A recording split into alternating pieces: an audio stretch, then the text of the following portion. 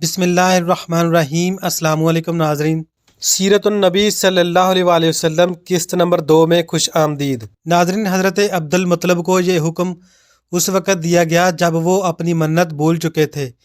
پہلے خواب میں ان سے کہا گیا منت پوری کرو، انہوں نے ایک مینڈا ذبح کر کے غریبوں کو کھلا دیا۔ پھر خواب آیا اس سے بڑی پیش کرو، اس مرتبہ انہوں نے بیل ذبح کر دیا۔ خواب میں پھر یہی کہا گیا اس سے بھی بڑی پیش کرو، اب انہوں نے اونٹ ذبح کر دیا۔ پھر خواب آیا اس سے بھی بڑی چیز پیش کرو، انہوں نے پوچھا اس سے بڑی چیز کیا ہے؟ تب کہا گیا اپنے بیٹوں میں سے کسی کو ذبح کرو جیسا کہ تم نے منت مانی تھی۔ اب انہیں اپنی منت یاد آئی، اپنے بیٹوں کو جمع کیا، ان سے منت کا ذکر کیا، سب کے سر جھک گئے۔ آخر کون اپنے آپ کو ذبح کرواتا؟ آخر عبداللہ بولے ابا جان آپ مجھے ذبح کر دیں۔ یہ سب سے چھوٹے تھے، سب سے خوبصورت تھے، سب سے زیادہ محبت بھی حضرت عبد المطلب کو انہی سے تھی، لہٰذا انہوں نے قرآن اندازی کرنے کا ارادہ کیا۔ تمام بیٹوں کے نام لکھ کر قرعہ ڈالا گیا۔ عبداللہ کا نام نکلا۔ اب انہوں نے چھری لی، عبداللہ کو بازو سے پکڑا اور انہیں ذبح کرنے کے لیے نیچے لٹا دیا۔ جو ہی باپ نے بیٹے کو لٹایا، عباس سے ضبط نہ ہو سکا، فوراً آگے بڑھے اور بھائی کو کھینچ لیا۔ اس وقت یہ خود بھی چھوٹے سے تھے۔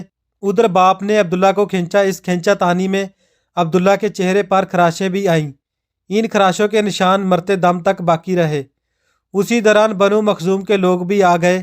انہوں نے کہا آپ اس طرح بیٹے کو ذبح نہ کریں، اس کی ماں کی زندگی خراب ہو جائے گی۔ اپنے رب کو راضی کرنے کے لیے بیٹے کا فدیہ دے دیں۔ اب سوال یہ تھا کہ فدیہ کیا دیا جائے۔ اس کی ترکیب یہ بتائی گئی کہ ایک کاغذ پر 10 اونٹ لکھے جائیں، دوسرے پر عبداللہ کا نام لکھا جائے۔ اگر 10 والی پرچی نکلے تو 10 اونٹ قربان کر دیے جائیں، اگر عبداللہ والی پرچی نکلے تو 10 اونٹ کا اضافہ کر دیا جائے۔ پھر 20 اونٹ والی پرچی اور عبداللہ والی پرچی ڈالی جائے۔ اب اگر 20 اونٹ والی پرچی نکلے تو 20 اونٹ قربان کر دیے جائیں، ورنہ 10 اونٹ اور بڑھا دیے جائیں۔ اسی طرح 10-10 کر کے اونٹ بڑھاتے جائیں۔ حضرت عبد المطلب نے ایسا ہی کیا، 10-10 اونٹ بڑھاتے چلے گئے۔ ہر بار عبداللہ کا نام نکلتا چلا گیا، یہاں تک کہ اونٹوں کی تعداد 100 تک پہنچ گئی۔ تب کہیں جا کر اونٹوں والی پرچی نکلی۔ اس طرح ان کی جان کے بدلے 100 اونٹ قربان کیے گئے۔ عبد المطلب کو اب پورا اطمینان ہو گیا کہ اللہ تعالیٰ نے عبداللہ کے بدلے 100 اونٹوں کی قربانی منظور کر لی ہے۔ انہوں نے کعبے کے پاس 100 اونٹ قربان کیے اور کسی کو کھانے سے نہ روکا۔ امام ظاہری کہتے ہیں کہ عبد المطلب پہلے آدمی ہیں جنہوں نے آدمی کی جان کی قیمت 100 اونٹ دینے کا طریقہ شروع کیا۔ اس سے پہلے 10 اونٹ دیے جاتے تھے۔ اس کے بعد یہ طریقہ سارے عرب میں جاری ہو گیا، گویا قانون بن گیا کہ آدمی کا فدیہ 100 اونٹ ہے۔ نبی کریم صلی اللہ علیہ وآلہ وسلم کے سامنے جب یہ ذکر آیا تو آپ نے اس فدیہ کی تصدیق فرمائی، یعنی فرمایا کہ یہ درست ہے، اور اسی بنیاد پر نبی کریم صلی اللہ علیہ وآلہ وسلم فرماتے ہیں میں 2 ذبیحوں یعنی حضرت اسماعیل علیہ السلام اور حضرت عبداللہ کی اولاد ہوں۔ حضرت عبداللہ قریش میں سب سے زیادہ حسین تھے، ان کا چہرہ روشن ستارہ کی مانند تھا۔ قریش کی بہت سی لڑکیاں ان سے شادی کرنا چاہتی تھی، مگر حضرت عبداللہ کی حضرت آمنہ سے شادی ہوئی۔ حضرت آمنہ وہب بن عبد المناف بن زہرہ کی بیٹی تھی۔ شادی کے وقت حضرت عبداللہ کی عمر 18 سال تھی۔ یہ شادی کے لیے اپنے والد کے ساتھ جا رہے تھے۔ راستہ میں ایک عورت کعبہ کے پاس بیٹھی نظر آئی۔ یہ عورت ورقہ بن نوافل کی بہن تھی۔ ورقہ بن نوافل قریش کے ایک بڑے عالم تھے۔ ورقہ بن نوافل سے ان کی بہن نے سن رکھا تھا کہ وقت کے آخری نبی کا ظہور ہونے والا ہے، اور ان کی نشانیوں میں سے ایک نشانی یہ ہوگی کہ ان کے والد کے چہرے پر نبوت کا نور چمکتا ہوگا۔ جو ہی اس نے عبداللہ کو دیکھا، فوراً ان کے ذہن میں یہ بات آئی۔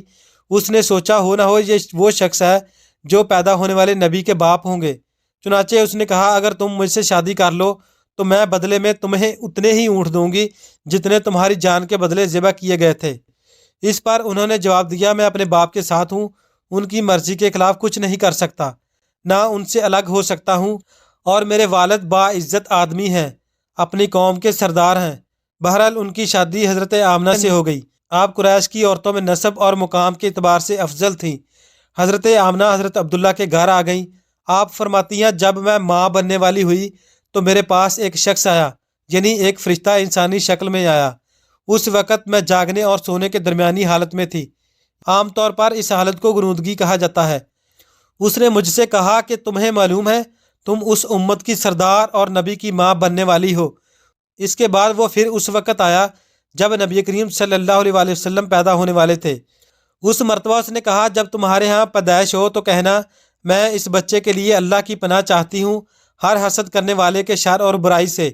پھر تم اس بچے کا نام محمد رکھنا، کیونکہ ان کا نام تورات میں احمد ہے اور زمین اور آسمان والے ان کی تعریف کرتے ہیں، جبکہ قرآن میں ان کا نام محمد ہے اور قرآن ان کی کتاب ہے۔ ایک روایت کے مطابق فرشتے نے ان سے یہ کہا تم وقت کے سردار کی ماں بننے والی ہو، اس بچے کی نشانی یہ ہوگی کہ اس کے ساتھ ایک نور ظاہر ہوگا جس سے ملک و شام اور بصرہ کے محلات روشن ہو جائیں گے۔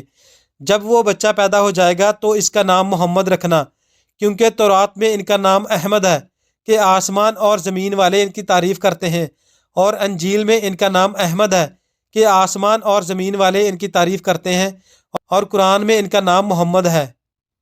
حضرت عبداللہ کے چہرے میں جو نور چمکتا تھا شادی کے بعد وہ حضرت آمنہ کے چہرے میں آ گیا تھا۔ امام ظاہری فرماتے ہیں حاکم نے یہ روایت بیان کی ہے اور اس کو صحیح قرار دیا ہے کہ صحابہ کرام نے حضور نبی کریم صلی اللہ علیہ وآلہ وسلم سے عرض کیا اے اللہ کے رسول ہمیں اپنے بارے میں کچھ بتائیں۔ آپ صلی اللہ علیہ وآلہ وسلم نے ارشاد فرمایا میں اپنے باپ ابراہیم علیہ السلام کی دعا ہوں، اپنے بھائی عیسیٰ علیہ السلام کی بشارت ہوں اور خوشخبری ہوں۔ جب میں اپنی والدہ کے شکم میں آیا تو انہوں نے دیکھا گویا ان سے ایک نور ظاہر ہوا جس سے ملک و شام میں بصرہ کے محلات روشن ہو گئے۔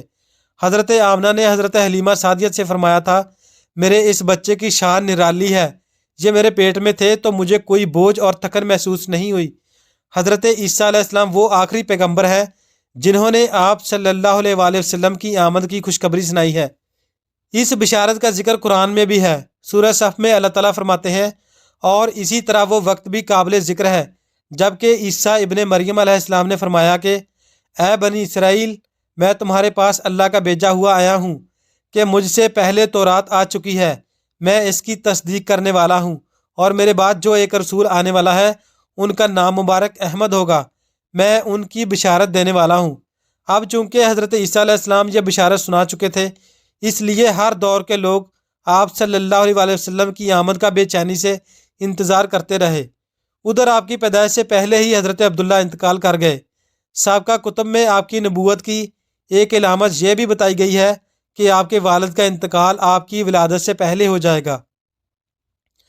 حضرت عبداللہ ایک تجارتی قافلے کے ساتھ تجارت کے لیے گئے تھے، اس دوران بیمار ہو گئے اور کمزور ہو کر واپس لوٹے۔ قافلہ مدینہ منورہ سے گزرا تو حضرت عبداللہ بنو نجار کے ہاں ٹھہرے۔ ان کی والدہ بنو نجار سے تھی، 1 ماہ تک بیمار رہے اور انتقال کر گئے، انہیں یہیں دفن کر دیا گیا۔